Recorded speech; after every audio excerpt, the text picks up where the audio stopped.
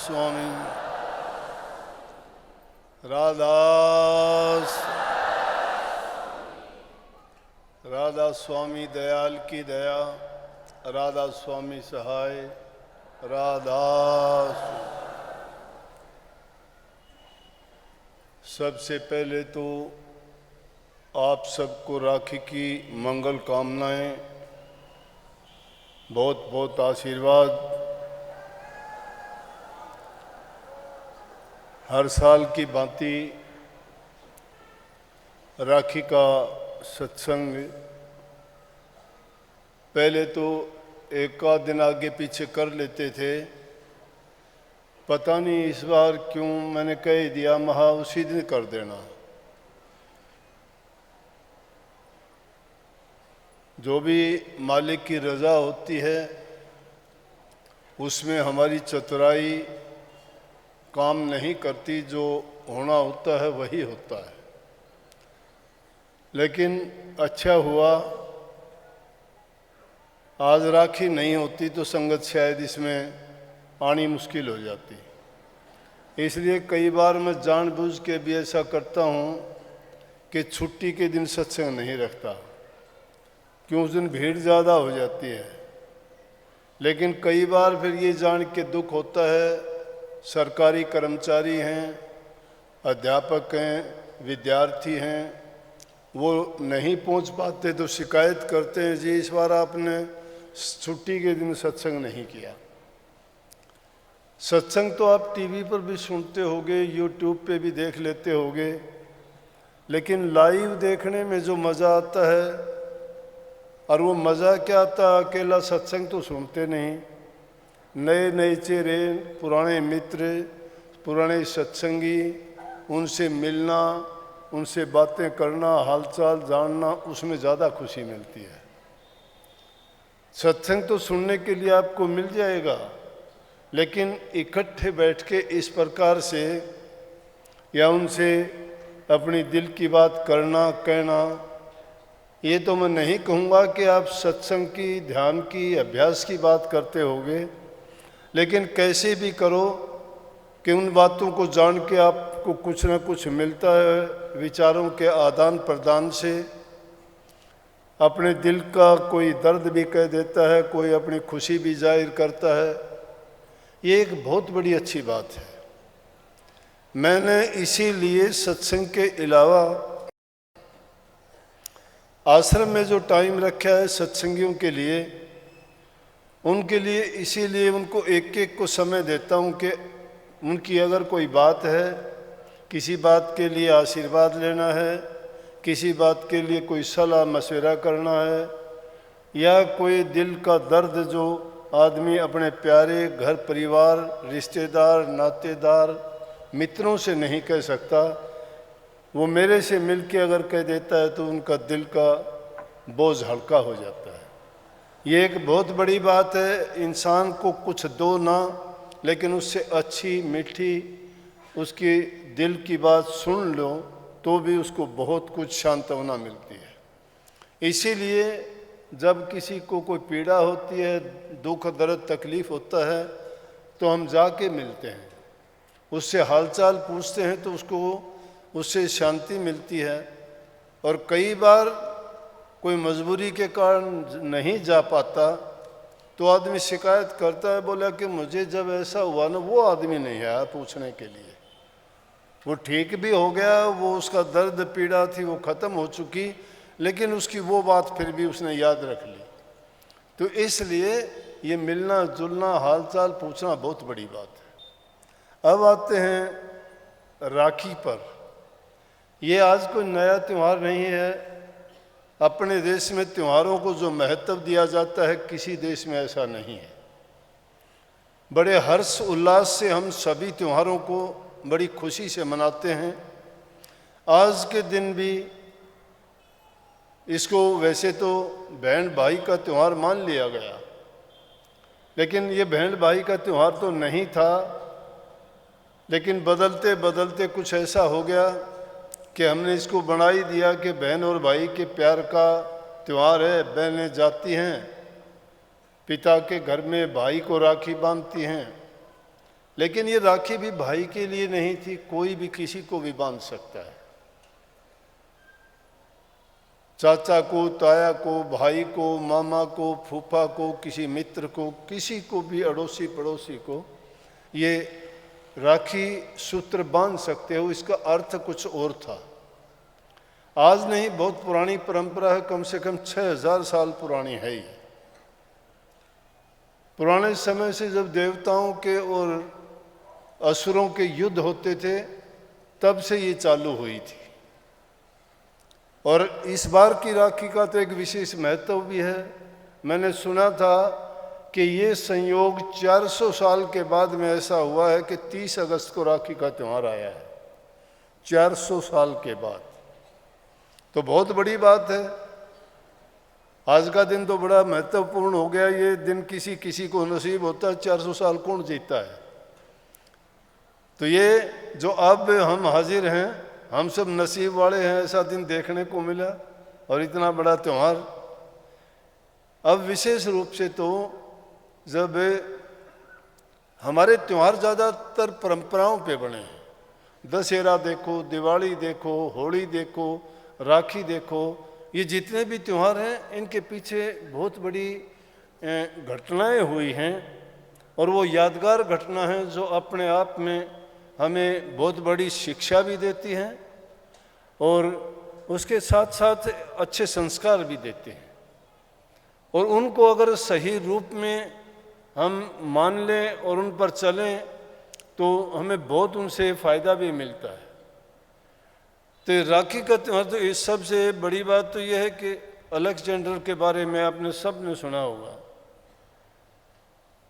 कि कितना बड़ा वो महत्वाकांक्षी राजा था, सारी दुनिया को विजय करना चाहता था। सिकंदर सारी दुनिया को विजय करना चाहता था। जब वो चला अपने देश से तो रास्ते में जितने आए सबको जीतता हुआ चला आया और उनको जीतते जीतते जब हिंदुस्तान में आया तो उसने सुना कि पुरु राजा, जिसका नाम पोरस था, बड़ा शक्तिशाली है और उस भय के मारे उसने अपनी सेना को रोक दिया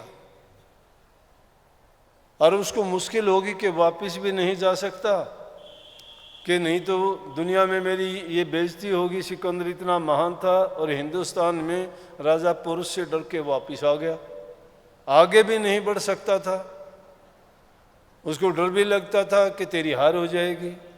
उस समय में उसकी पत्नी ने उसको युक्ति बताई और उसने राजा पुरु को राखी भेजी।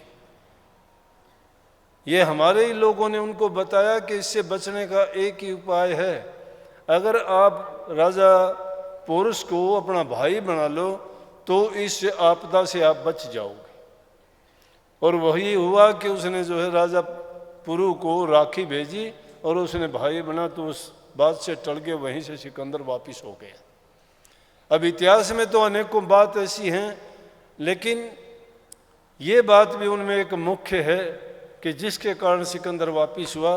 तो ये त्यौहार उस टाइम से भी चला था, ये राखी का त्यौहार। हम इसको एक साधारण धागा मानते हैं।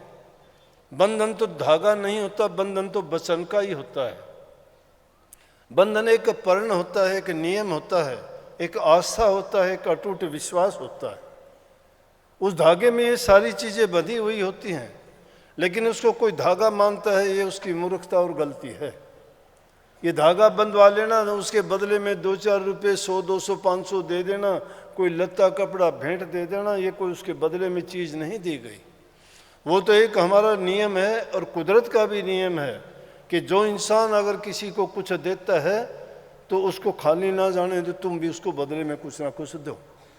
क्योंकि जो इंसान देता नहीं है वो लेता भी नहीं है, उसको मिलेगा भी नहीं। दाता देने वाले को कहते हैं, मांगता मांगने वाले को ही कहते हैं। मांगता भिखारी बन जाता है, जो भिखारी बन जाता है उसको लेने की आदत होती है, वो दे नहीं सकता। लेकिन जो अपनी आदत को बढ़ाए रखता है देने की, तो वो ज़रूर देता ही देता है। तो ये तो उस टाइम की बात है। इंद्र के टाइम में भी हमेशा ही, जब से सागर मंथन हुआ था उसी समय से भी, पहले राक्षसों का और देवताओं का आपस में था। आपस में झगड़ा होता रहता था। तो एक और हर बार देवता हारते थे, तो राक्षसों से भयभीत थे। तो इंद्र उस भय के मारे बड़ी चिंता में था, तो उसको बताया, और उसकी पत्नी ने क्या किया, एक धागा लेके और वो बताया कि आप ये सूत्र बांध के जाओ और आपकी विजय होगी।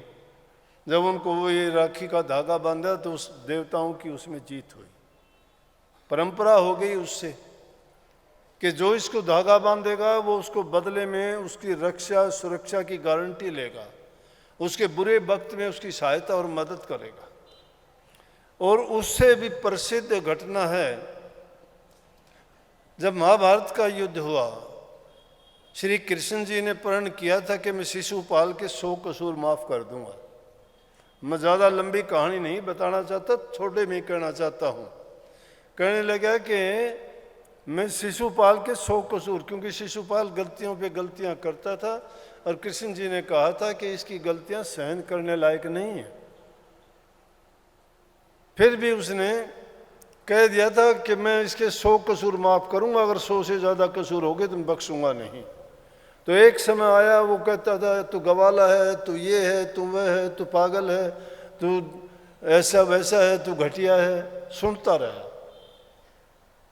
उसकी गलतियां गिनता रहा, 1 2 कहते कहते जब 100 पूरी होगी, सुदर्शन चक्कर निकाल के उसने, कृष्ण जी ने छोड़ दिया और शिशुपाल का वध कर दिया, गला काट दिया। तो सुदर्शन चक्कर उसका गला काटने के बाद में वापस जब कृष्ण जी की उंगली में वो आके रुका तो उस वक्त में उसकी उंगली में चोट लग गई। और द्रौपदी उस टाइम में बैठी हुई थी, तो जब उसने देखा तो उसने एक अपनी साड़ी से पल्लू से लीर पाड़ के, लीर जानते हो ना, कपड़ा पाड़ के पट्टी की तरह उसकी उंगली पे बांध दिया।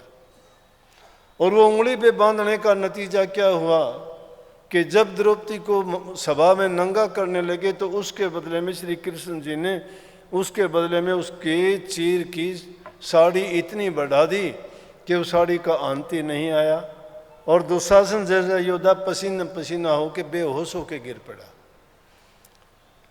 किसके बदले में कृष्ण जी ने मदद करी? उस लीर के बदले में, एक छोटे से उस कपड़े के टुकड़े के बदले जो उंगली पे बांधा गया था वो भी एक राखी का सूत्र माना गया था। और ये परंपरा उसी से जोड़ के अब भी हम कहते हैं कि राखी बांधने से वो उसके लिए ये वचन देता है कि तेरे बुरे वक्त में मैं तेरे काम आऊंगा। एक घटना इसी प्रकार से कितनी बड़ी हुई, राजा बलि की, जो राक्षसों का देवता था, और 110 यज्ञ उसने पूरे कर लिए थे। और राक्षस जब इतने यज्ञों को पूरे करते देख के इंद्र को बड़ी चिंता हुई कि ये तो अगर और ज़्यादा इसने कर लिए तो ये तो मेरा राज छीन लेगा, देवताओं का तो विनाश कर देगा, क्योंकि ये राक्षस है, ये राक्षसों वाले काम करेगा। अब इंद्र विष्णु भगवान के पास गया और विष्णु भगवान के पास जाके न कहने लगा जी ये तो बहुत गलत हो गया। बोला क्या बात है?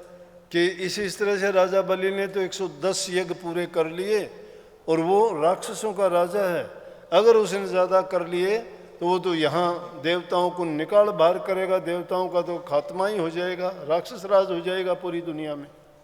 बोले चिंता ना करो, मैं इसका इंतजाम करूँगा।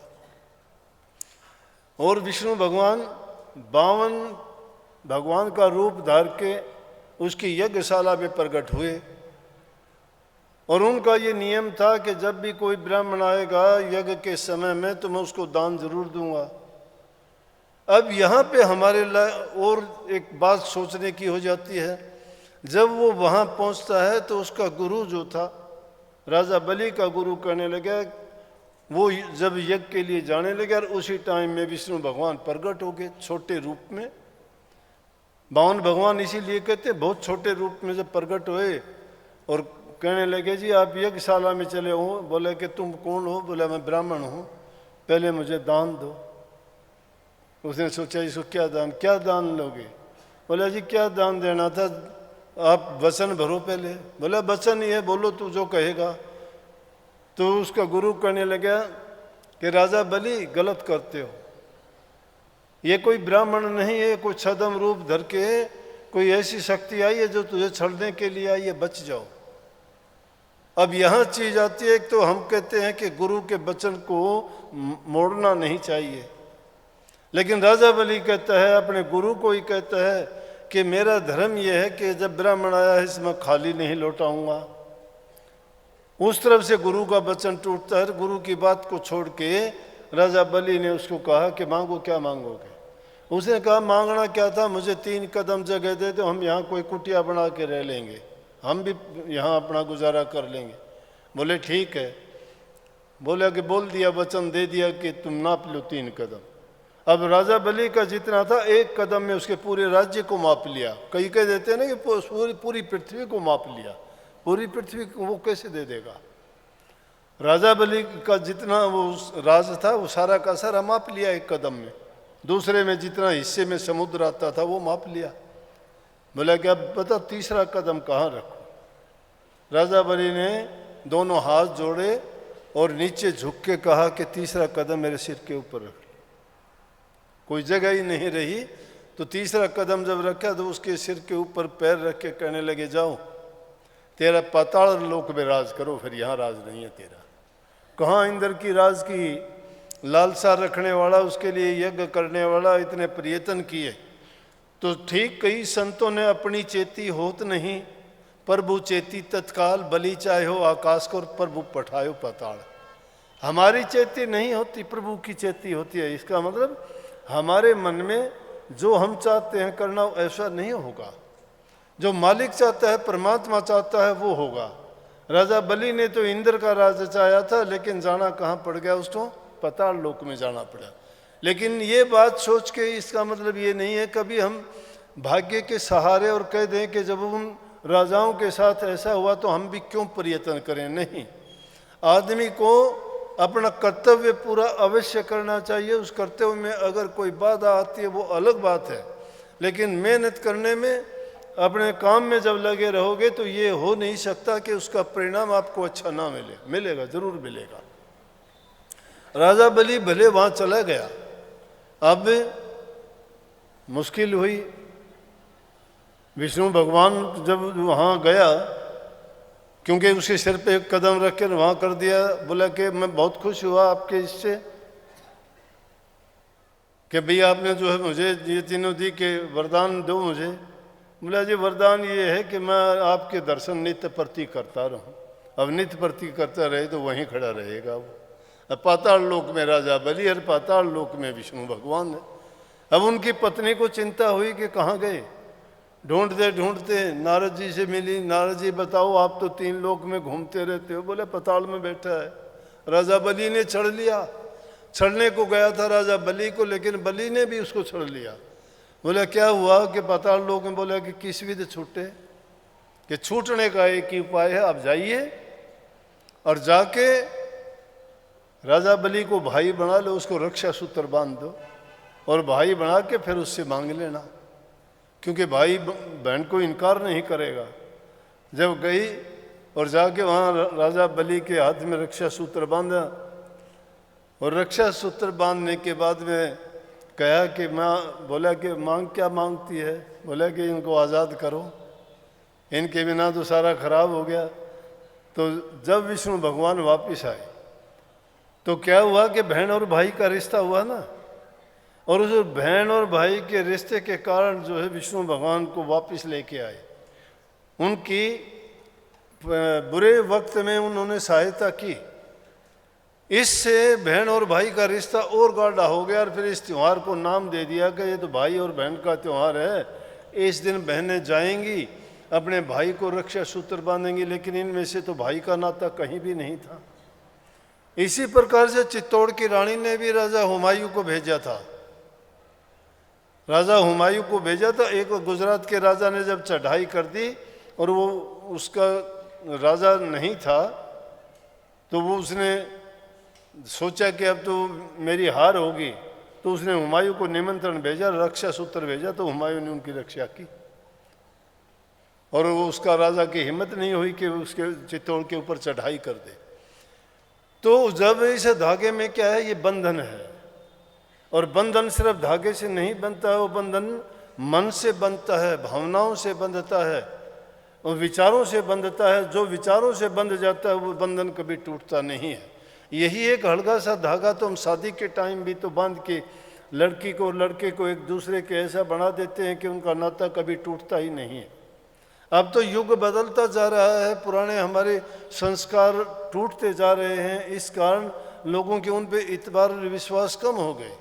साइंस का युग बढ़ता जा रहा है, बच्चों को पुरानी जो कहानी है या हमारी परंपराएं और रिवाज हैं उनसे बच्चे दूर जाते दिखाई देते हैं, जिनको इन बातों पर कम विश्वास और यकीन होता है। क्योंकि अब तो सिर्फ हमने जीवन को क्या मान लिया कि जीवन यापन का साधन ही मान लिया, जीवन जीने का नाम ही मानते हैं कि हमें सिर्फ जीना ही जीना है।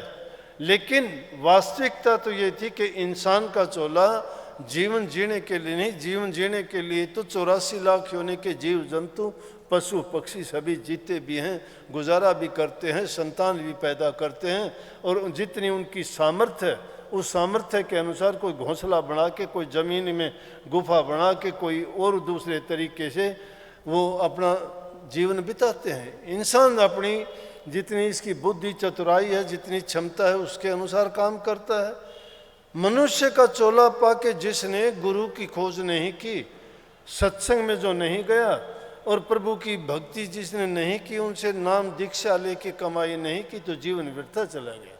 शिष्य और गुरु का भी बंधन इन बंधनों से अटूट होता है। वो धागा नहीं मानते, वो मन की भावनाओं को बांधते हैं और वो नाता सब नातों से ऊंचा नाता होता है। वो नाता कभी टूटता नहीं है।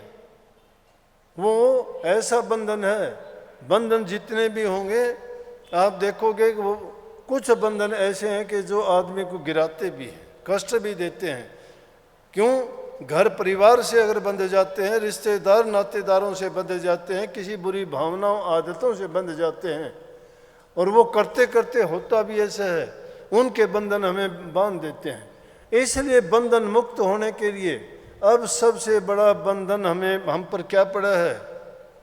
कितने बंधन हमारे पर पड़े हैं। हम जो बोलने वाले हम नहीं हैं, ये शरीर नहीं है, शरीर अलग है, रूह अलग है। रूह पर बंधन है, ये कवच है ऊपर का, ये दिखावे का।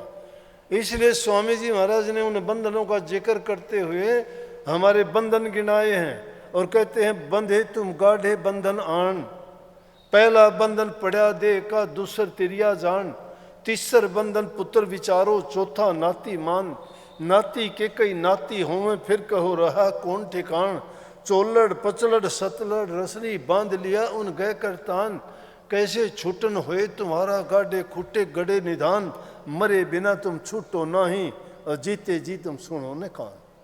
कितने बंधन हैं इसे देह के ऊपर, रूह के ऊपर।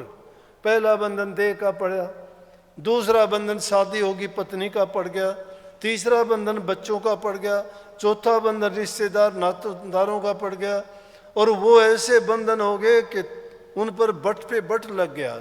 कोई 2 लड़, कोई 3 लड़, कोई 4 लड़, कोई 7 लड़, कोई 8 लड़। जो जो हमारा इस संसार में पसारा बढ़ता गया त्यों त्यों हम बंधनों में जकड़ते चले गए। लेकिन छुटावन हार जब आते हैं और सत्य से अवगत करते हैं तो उसकी तरफ हम ध्यान देते नहीं, कान करते नहीं। उसकी तरफ ध्यान क्यों नहीं देते? कि हम उन चीज़ों को मिथ्या मानते हैं। मिथ्या मानने का कारण क्या है? कि जो चीज़ हमें इन आँखों से दिखाई देती है, हमारी बुद्धि से जिसके बारे में हम उनके गुण दोष देख सकते हैं, सोच सकते हैं, जान सकते हैं, उसको सत्य मानते हैं। और जो अदृश्य है, जो निर्गुण है, जो दिखाई नहीं देती, उसको हम मानने के लिए तैयार नहीं हैं। इसीलिए तो लोग उन पाप कर्मों में फंसते चले जाते हैं। कहते हैं कि किसने देखा क्या है, जिंदगी है, खाओ पियो ऐश करो, मज़े करो। इसे देह पर इतने बंधन पड़ने के बाद में इस बुद्धि को भी उन्होंने कैद में कर लिया है। इस माया का खेल है ये। माया नित्य एक बंधन से निकलते हो दूसरा आगे तैयार मिलेगा। लेकिन जिसने गुरु की दीक्षा ले ली, जो गुरु की शरण में जाके उनके वचन की पालना करता चला जाता है, उसके आगे से आगे दरवाजे खुलते चले जाते हैं। और उनमें से मोटे धंधे, ज़्यादा गहराई में जाऊंगा तो बहुत बड़ी बात है, मूलाधार से लेके 7 मंजिल तो ऐसी हैं कि पहली में तो देह से जकड़े हुए हो, दूसरी में इंद्री से जकड़े हुए हो, तीसरी में मन से जकड़े हुए हो, चौथी में प्राणों से जकड़े हुए हो, और पांच में अपनी भावनाओं से जकड़े हुए हो। इस दुनिया में जकड़न का हमारा एक ही कारण नहीं, छूटोगे कैसे? इन बातों से छूटने वाले नहीं हो कि दो बात सीख ली इधर उधर की, या किसी ने दो अक्षर चार अक्षर का नाम दे के कह दिया छूट जाओगे। या बंधन के लिए किसके लिए कहा है? उसके साथ बंधो जो तुम्हें इस अंधकार से निकाल दे, उसका नाम गुरु है। गुरुओं की कमी नहीं है, आज गुरु कहीं है ही नहीं। पाखंड प्रचार हो गया, धर्म व्यवसाय हो गया, लोग लूटते हैं, खसूटते हैं, सच का ज्ञान खुद को नहीं दूसरे को क्या देंगे? अरे दूसरे को मुक्त वो कर सकता है जो खुद बंधन से मुक्त है। कबीर साहब तो कहते हैं कबीर निर्बंध बंध रहा और बंध निर्बंध हो। क्यों है बंध निर्बंध? ये गुरु तो बंधे पड़े हैं और जो बंधे हुए हैं उनको खोलना चाहते हैं। अरे तुम खुद बंधे हुए हो, दूसरों को कैसे खोल दोगे? अगर उनको खोलना चाहते हो तो पहले अपने आप को तो खोल के देखिए ना। जिसने गुरु की शिक्षा नहीं मानी और जो गुरु के बंधन में नहीं बंधा, और गुरु का बंधन क्या है? गुरु की शिक्षा। गुरु की शिक्षा, गुरु क्या कहता है? गुरु कहता है कि पहले तुम गुरु भक्ति करो। गुरु भक्ति में सेवा भक्ति आती है, नाम भक्ति आती है, प्रेम भक्ति आती है। सारी भक्ति किस चीज से पूरी होंगी? गुरु भक्ति से पूरी होंगी। इसीलिए स्वामी जी महाराज कहते हैं गुरु भक्ति दृढ़ के करो, पीछे और उपाय। अगर तुम भक्त मुक्ति के उपाय करना चाहते हो, छूट जाने का उपाय करना चाहते हो, तो पहले गुरु भक्ति करो दृढ़ के। दृढ़ के करना का मतलब गुरु के वचन को तो मान लो नहीं। तुम किसके वचन मानते हो?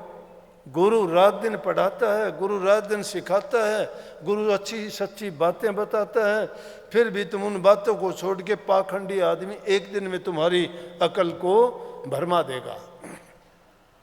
एक दिन में भरमा देगा, कुछ का कुछ कह के वो बातें तुम्हें सच्ची लगेंगी। भरम किसको कहते हैं? कि जो सच्चाई को छोड़ के झूठ बात में अपना सोच शुरू कर दे, वो भरम है, वो इल्यूजन है। एक सच्चाई की चीज है, उसको खुद नहीं जानता, अपनी बुद्धि की कसौटी पे वो नहीं कसता है। एक मूर्ख आदमी अपनी बात बता के उसको मूर्ख बना देता है, फिर वो सच्चाई क्यों? तो इसलिए कही कि गुरु भक्ति को दृढ़ के करो। गुरु भक्ति को दृढ़ के क्या करोगे? गुरु के वचन की पालना करके देखो। हम तो गुरु के वचन में ही संशय खड़े कर देते हैं कि गुरु ने ऐसा क्यों कहा, गुरु ने ये मेरे लिए नहीं कहा, ये गुरु ने ये उसके लिए कहा होगा क्योंकि वो ऐसा आदमी था, मैं ऐसा नहीं हूँ। इंसान में ये एक भूल है कि वो अपने आप पर उस चीज़ को आने ही नहीं देता, वो दूसरों की ओर टालता रहता है। गुरु तान तान के वचन मारता है जो उसके हृदय को बेंध देते हैं। बेंध देते किसको हैं? जो सच्चे ज्ञान का अधिकारी है, जो खोजी बन के इस आध्यात्मिक दुनिया में उतरा है। और उसमें जो उतरता है, क्यों पुराने ज़माने में क्यों घर छोड़ देते थे, क्यों भाई बंधु परिवार को छोड़ देते थे? क्योंकि वो जानते थे कि ये संसार का प्यार एक तरफ है और प्रभु का प्यार, संसार का प्यार, रिश्तेदारों का प्यार, घर परिवार का प्यार, ये मतलब के साथी मतलब का प्यार है ये। लेकिन उसमें किसी का मतलब नहीं है। वो प्रेमा भक्ति कहलाती है जिसमें निखालस प्रेम है। और वो प्रेम जिसको मिल जाता है तो वो इसकी तरफ नज़र उठा के क्यों देखेगा?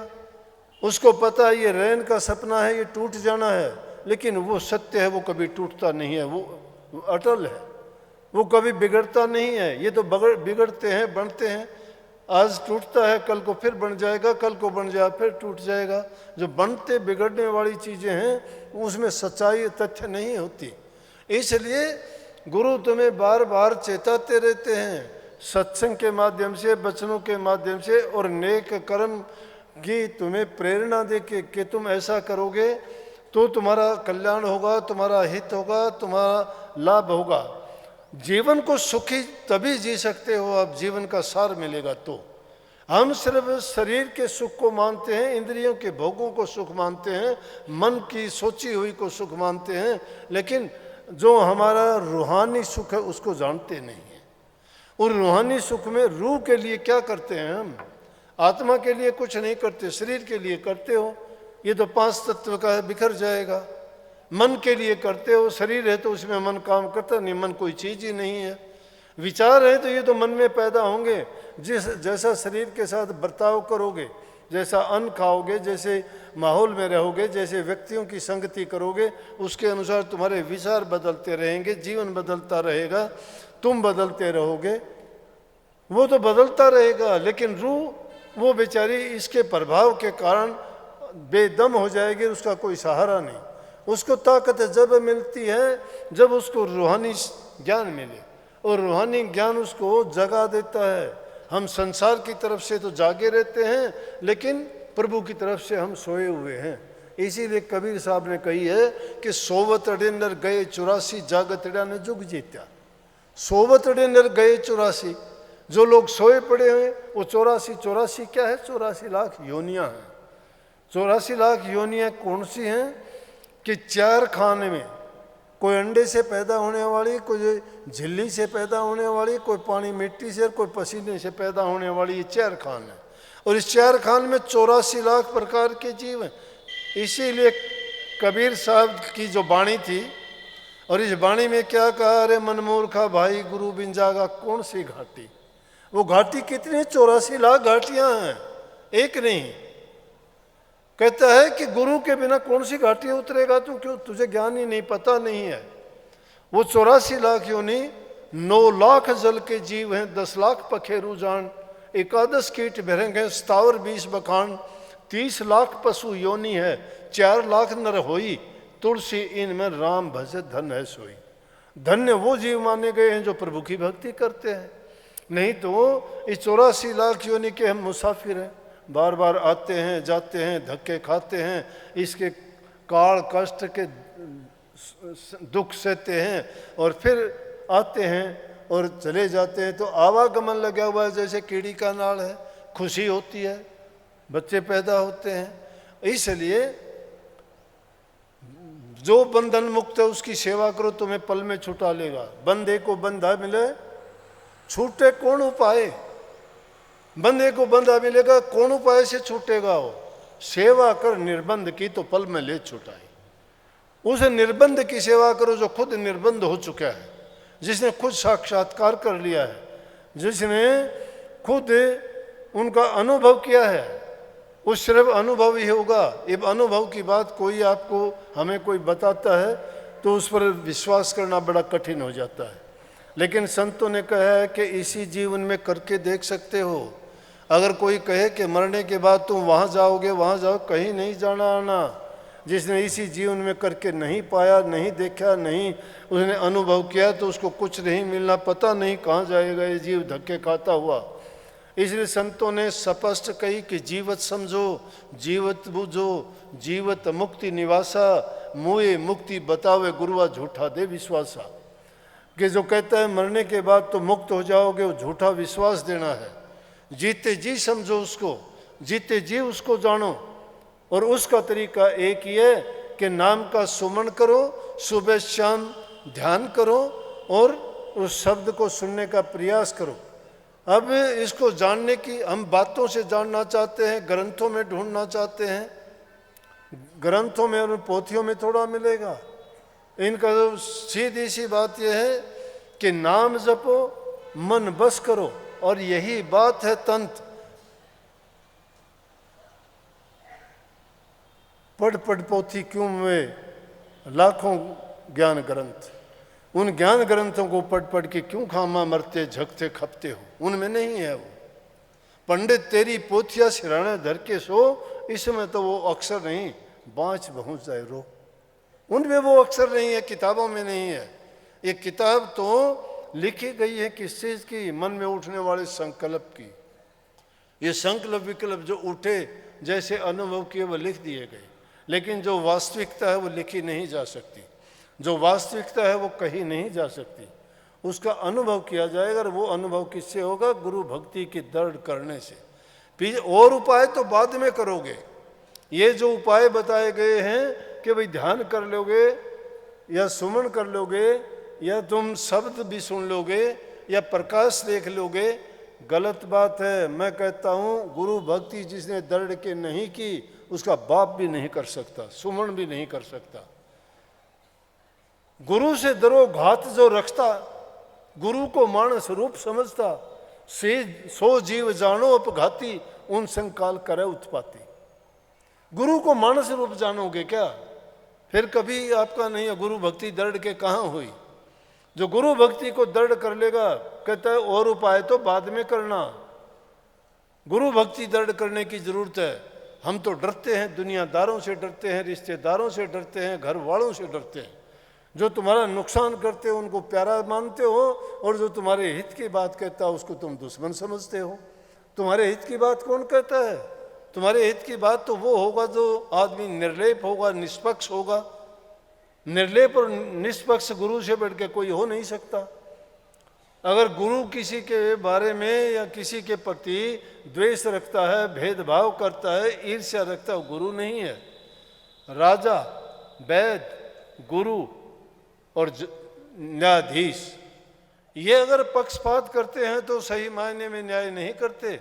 यहाँ जज साहब बैठे हैं, कभी कह दें कि मेरा नाम भी ले दिया, लेकिन ये अगर पक्षपात करते हैं तो वो अपने काम के प्रति न्याय नहीं करते हैं। राजा को पक्षपात नहीं करना चाहिए, प्रजा उसकी संतान है, उनको सही फैसला सोच के करना चाहिए।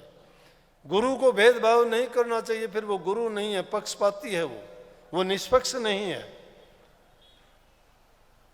और इसी तरह से वैद्य की तो कहानी मैं सुनाया करता हूँ। जब लक्ष्मण मूर्छित हो गया था, जब श्री रामचंद्र जी लंका पर चढ़ाई की, उनका छोटा भाई लक्ष्मण युद्ध के मैदान में मूर्छित हो गया। विलाप करते हैं रामचंद्र जी, कोई इलाज नहीं है, कोई वैद्य नहीं, कोई हकीम नहीं, कोई दवाई नहीं। हनुमान जी से कहते हैं क्या उपाय करें, कि जाओ कहीं से वैद्य कहाँ देखें। लंका रावण की थी, वहाँ ढूंढने के लिए गया, वैद्य के मकान से जाके वैद्य को ही उठा लिया, और वैद्य को भी कैसे सुधा मकान उठा लिया। क्योंकि अगर मकान वहाँ छोड़ देता तो रावण को पता लगता, उसको अब मकान ढूंढ के उसको आग लगवा देता। लेकिन उसने सोचा वैद्य का मकान ही उठा लो, कौन कहेगा कि वैद्य का मकान यहाँ था। लेकिन वैद्य को लेके आए तो वैद्य भी कह सकता था कि देखो भाई दुश्मन की सेना का है ये, मैं इलाज नहीं करूँगा। लेकिन वैद्य निष्पक्ष था, उस वैद्य ने न्याय किया, लक्ष्मण के लिए बता दिया मेरे पास दवाई नहीं है, मैं बता सकता हूँ ये दवाई कहाँ मिलेगी, लेके आओ, दे दोगे बच जाएगा। उसने दवाई बताई, हनुमान जी लेके आए और लक्ष्मण को दवाई दी, और वो मूर्छा से बाहर आ गए, ठीक हो। वैद्य का ये काम होता है, पक्षपात नहीं करेगा। और ज्योतिषी पंडित, उनको भी नहीं चाहिए पक्षपात करें।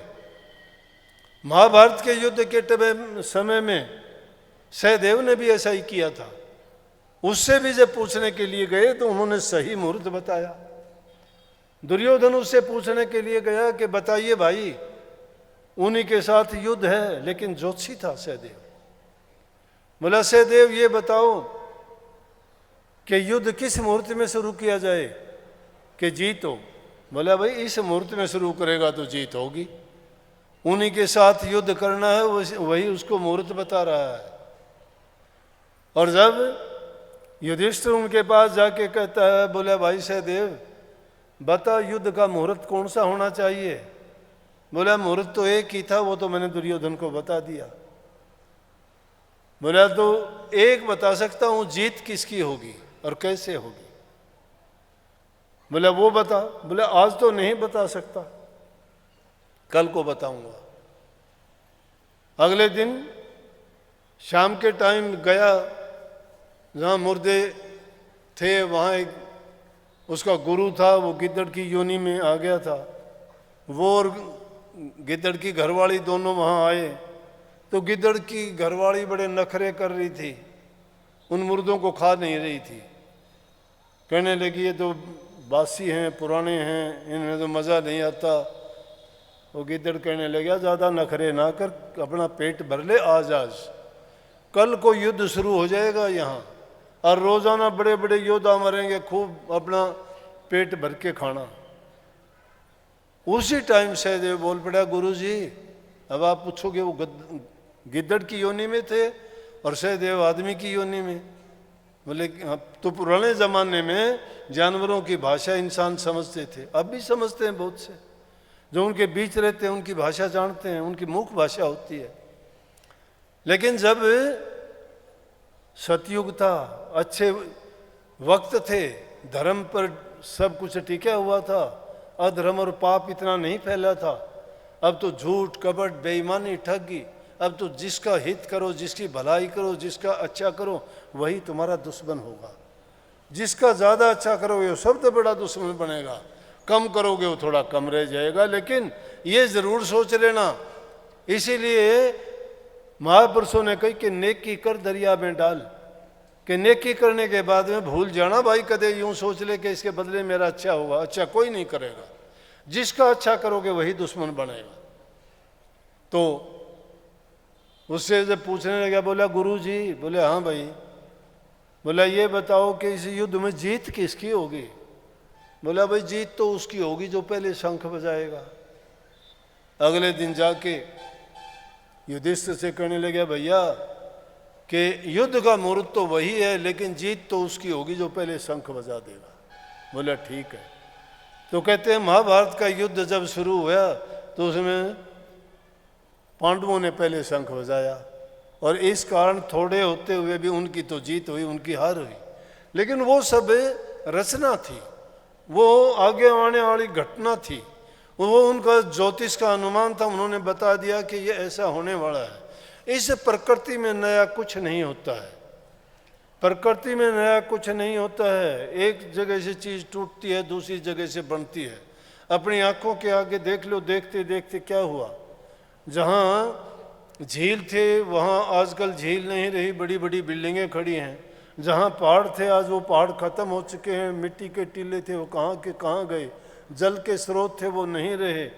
जहाँ कहीं फसल का दाना नहीं होता था वहाँ धान होते हैं, इतनी सब्जियाँ फ्रूट होते हैं। जहाँ कहीं पेट भरने के लिए अनाज पैदा नहीं होता था, जहाँ कुछ नहीं होता था और जहाँ सब कुछ होता था, वहाँ आज बंजर भूमि हो चुकी है। आज इंसान चंद्रमा पर जाने के लिए ललायित है, वहाँ पहुँचने के लिए तैयार है। और हो सकता है कि ऐसा रास्ता भी खोज ले कि हम जिसके लिए इतने प्रयत्न करते हैं कि ध्यान करो, अभ्यास करो, सुमरण करो, खान पीन के परहेज करो, संगत अच्छी करो, अपना जीवन अच्छी तरह बिताओ, जब प्रभु के दर्शन होंगे। हो सकता है यह साइंस ऐसा काम भी कर दे, प्रभु के पास ही भेज दे हमें। कुछ धीरे धीरे करके खोज हो जाए तो हो सकता है हो जाएगा, ऐसा टाइम भी आ जाएगा। लेकिन वो तो होगा जब होगा। हमें वर्तमान देखना चाहिए। आदमी ना अपने भविष्य की ओर ज़्यादा झांको और ना गई बात को रो। अगर पीछे कहते हैं कि जो आदमी ओछी खाट पर सोवे, ओछी जूती पहरे, ओछी खाट पर सोवे, मूर्ख वो जो गई बात न रोवे। मतलब जो चीज़ बीत जाती है वो बीत गई, उससे सबक ले लो कि मेरी उस गलती के कारण मुझे ये कष्ट हुआ था, वो गलती अब दोबारा ना दोहराऊं मैं। अगर उसको दोहराता है तो मूर्ख कहलाता है। भविष्य के लिए मेहनत जो करोगे तो वो अभी वर्तमान काल में ही होगी। तीनों कालों को वर्तमान काल में जो इंसान जीना सीख जाता है, तीनों काल में कैसे कि भूत को याद रखता है, भविष्य के लिए मेहनत करता है। और मेहनत करने वाले की कभी बेकार नहीं चली जाती। लेकिन अंग्रेजी में तो कहावत है, those who indulge into their past and future certainly lose their present, कि जो भूत और भविष्य में उलझे रहते हैं ना, वो वर्तमान को खो देते हैं। वर्तमान को खोना नहीं, वर्तमान की एक एक पल, एक एक जो समय है, इसका पूरा हिसाब करो, उसका पूरा लाभ उठाओ। संतों ने तो ये कहा है कि सांस सांस में नाम सुमर, व्यर्था सांस ना खोए, क्या जाने इस सांस का आवन हो ना हो। ये कबीर साहब कहते हैं, कहता हूँ कि जात और काहे बजाऊं ढोल, सांसा खाली जात है, तीन लोग का मोल। तीन लोग का मोल एक सांस के बराबर बता दिया, है भी सही। जब ये इंसान मरने लगता है तो कहता है कि मुझे 2-4 सेकंड 2 मिनट मिल जाएं, मैं अपनी बातें कर लूं घर वालों से, कुछ दबा चिथा किसी का लेना देना है हिसाब करवा दूं। बोले कि एक पल भी नहीं मिलेगी, एक सेकंड भी नहीं मिलेगी। आँख फड़कनी ना मिले मुख विच रह गिरा, लख लाना सुथरा जिस पल दी करे निभा। आँख फड़कने का टाइम नहीं मिलता है, मुंह में घास लेओगे वो का वो मुंह में रह जाएगा। फिर किस बात के लिए हम इतना वो करते हैं। ये वक्त है, शरीर मिला है, करने के लिए मौका है। और वो भागी जीव हैं जिनके जीवन में गुरु मिला है, उनसे भागी वो हैं जिनको सत्संग मिला है, उससे भी ऊंचे भाग उसके हैं जिसको नाम मिला है, और जिसको नाम गुरु सत्संग मिल गया उससे बढ़ के कोई इंसान नहीं है। और ये अवसर जिसको मिलने के बाद में जो व्यर्था खो देता है उससे ज़्यादा मूर्ख नहीं है, उसका जीवन व्यर्था चला जाता है। तो इस जीवन को व्यर्था नहीं खोना चाहिए। सुन रे अनजान तेरा होत मूल नुकसान, छोड़ निज ज्ञान कहाँ फिक्र करे माल की, बड़े बड़े छत्रधारी तेजवंत रूप भारी, गए छोड़ छोड़ हाथी घोड़े रथ पाल की, 4 दिन का जीवना विचार देख लाभान, होएगा हैरान जब हाक पड़े काल की, वृथा बिताओ ना अटल अमोल सांस, एक एक पल जात लाख लाख लाल की। एक एक पल लाख लाख लाल के बराबर की कीमत है, लेकिन जिनको मिला है वो उसकी कीमत कदर नहीं जानते। और जो उसकी कदर को जानते हैं तो वो जो प्रभु की भक्ति नामी दौलत को कमा के अपने जीवन को सफल कर लेंगे। नहीं तो ये जीवन हमारा बेकार चला जाएगा, और फिर लाख कोशिश करना, वो साहूकार दोबारा पूंजी आपको देने वाला नहीं है। साहूकार की जो पूंजी लाए हो उसका कभी सोचते नहीं हो कि वापस भी कर दें। करनी तो चाहिए कि ब्याज समेत, लेकिन हम देंगे कहाँ, हम तो वो भी बेकार में खो दी। इसलिए हर दिन से आदमी को सबक लेना चाहिए। जिंदगी में जितने दिन आगे बढ़ते जाते हो, बढ़ते नहीं हैं, बढ़ते नहीं हैं, कम होते हैं, ख़त्म होते हैं। जो था उससे कमी आती जा रही है, हर चीज़ की कमी आएगी। बुढ़ापे की ओर ज्यों ज्यों जाओगे आयु तुम्हारी बढ़ती चली जाएगी, शक्ति तुम्हारी क्षीण कम होती चली जाएगी, और कम होते होते एक दिन जब उस अंत घड़ी जब आ जाएगी, फिर सिर्फ एक ही चीज़ आप लोगों के पास बचेगी, पछतावा। लेकिन जो लोग इस जीवन जीते हुए अपनी कमाई कर लेंगे वो हंसते हुए जाएंगे, और उन्होंने इसी जीवन में सब कुछ जो पा लिया है वो इस बात को सिद्ध कर देंगे कि जीवित समझने वाली बात को, जीवित पाने वाली बात को जीते जी जिसे नहीं पाया। हम तो जीवन बर्बाद कर देते हैं, अपना बर्बाद करते हैं, दूसरों को कष्ट दे के बर्बाद करते हैं। किसी का दिल दुखा के सुखी कभी नहीं रह सकते, लिखवा लो, क्योंकि कर्म का परिणाम है ये। जब तुम्हारा कर्म ऐसा है, और जो इंसान दूसरे को दुख देता है वो कभी सुखी नहीं, 7 जन्म भी उसको सुख नहीं मिल सकता। इसलिए किसी को दुख ना दो, किसी को पीड़ा ना दो। अगर तुम ऐसा कर्म बना लोगे तुम्हें वो कोई नहीं कहेगा, लेकिन तुम्हारे कर्म का तो फल बन चुका, जो कर्म करोगे उससे रोकने वाला ही नहीं है कोई भी। कोई भी कर्म करके देख लेना, इस ब्रह्मांड में साइंस ने सिद्ध कर दिया, उंगली भी हिलाओगे पूरा ब्रह्मांड हिलता है उसके कारण। अणु और परमाणुओं की वो जो श्रृंखलाएं जुड़ी हुई सब हिलती हैं।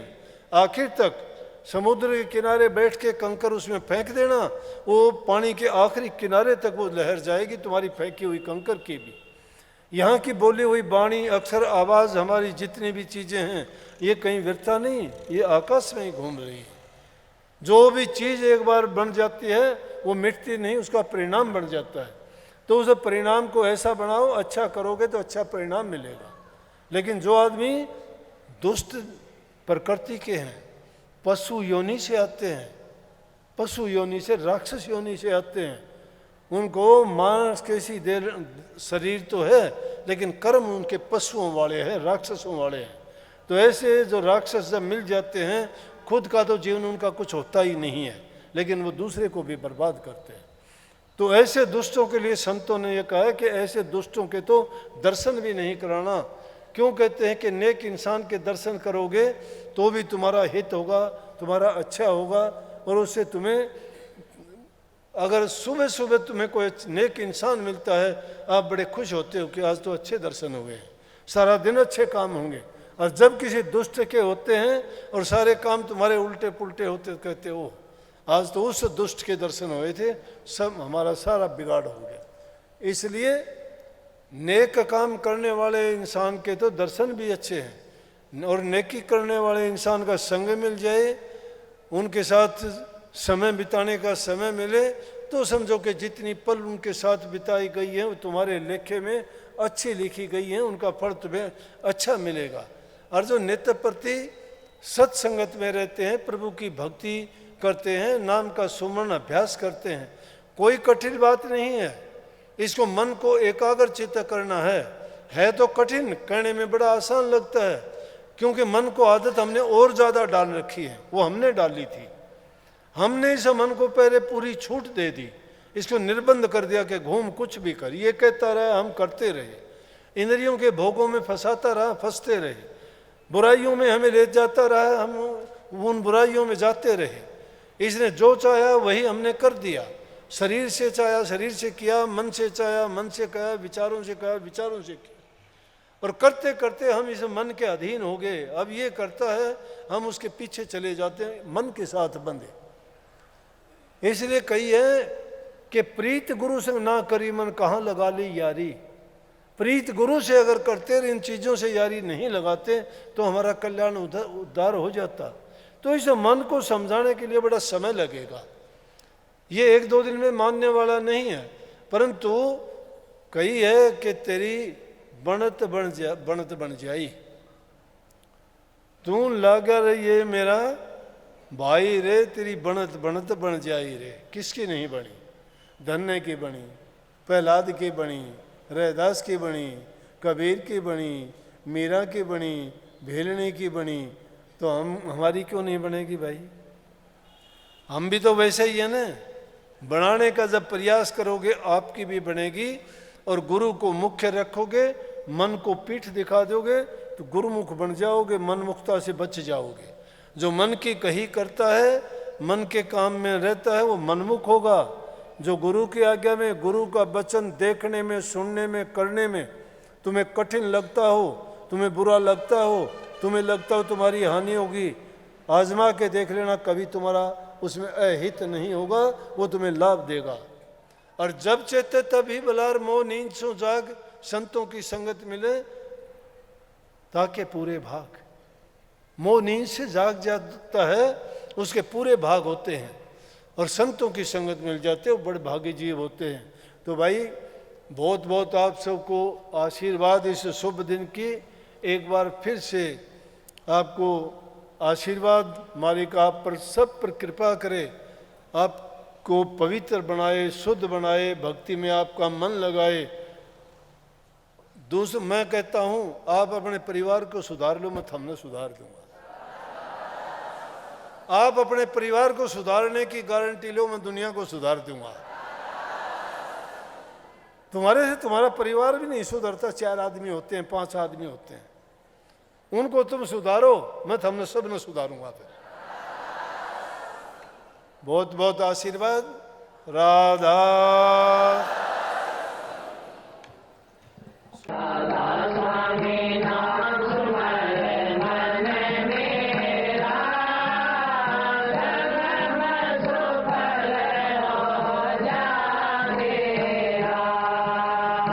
आप हमारे संत वाणी चैनल को सब्सक्राइब करें, वीडियो को लाइक करें, शेयर करें, और हाँ, बेल आइकन पर क्लिक करना बिल्कुल ना भूलें, ताकि हमारी किसी भी वीडियो की सूचना सबसे पहले आपको मिले।